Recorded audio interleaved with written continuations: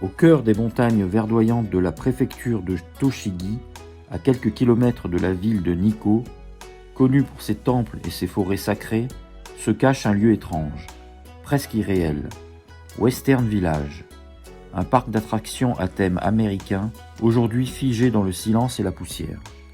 Tout commence dans les années 70, à une époque où le Japon, fasciné par la culture occidentale, connaît un véritable engouement pour le mythe du Far West. Cinéma, musique, mode, tout ce qui vient des États-Unis fait rêver.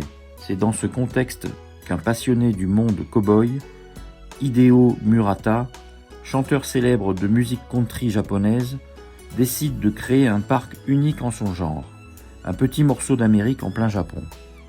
En 1975, Western Village ouvre ses portes. Dès l'entrée, les visiteurs découvrent une véritable ville du Far West, avec ses saloons, ses rues poussiéreuses, ses chevaux et même des duels de cow-boys reconstitués. On y croise des shérifs, des bandits, des chercheurs d'or et des indiens factices.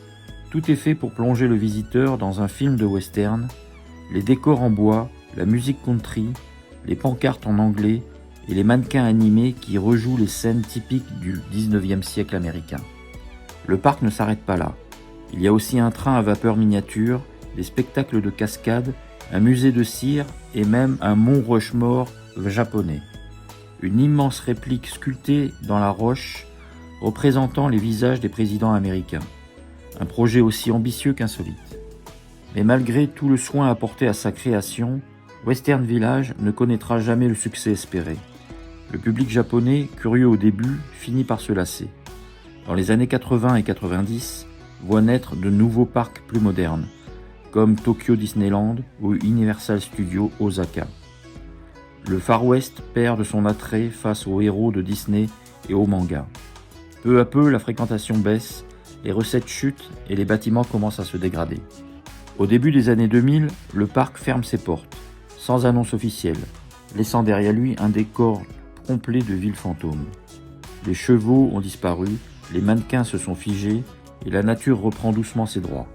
L'herbe pousse entre les planches, la rouille envahit les rails du petit train et les façades se craquellent sous les moussons. Pourtant, Western Village ne tombe pas totalement dans l'oubli. Dès les années 2010, des urbexeurs, ces explorateurs de lieux abandonnés, commencent à s'y aventurer. Le lieu devient célèbre sur Internet, grâce à des photographies spectaculaires, statues figées couvertes de mousse, mannequins au visage effrayant, un robot grandeur nature de John Wayne, encore debout, au milieu d'un saloon désert. Ces images font le tour du monde et transforment Western Village en une icône de l'abandon, symbole à la fois de la nostalgie et de la décadence. Ce qui frappe ceux qui le visitent encore, c'est l'atmosphère, un silence épais, interrompu seulement par le vent dans les pins et le grincement du bois. On marche dans les rues comme dans un décor de cinéma oublié. Les pancartes shérif office, banque ou saloon sont encore visibles, mais tout semble appartenir à un rêve éteint. Le temps s'est arrêté et ce qui autrefois était un lieu de rire et de divertissement est devenu un musée à ciel ouvert de la mémoire et de l'échec. Ainsi, Western Village, né du rêve fou d'un chanteur japonais amoureux de l'Amérique, raconte à sa manière une histoire universelle, celle des illusions humaines, de la fascination pour un ailleurs idéalisé et du passage inexorable du temps.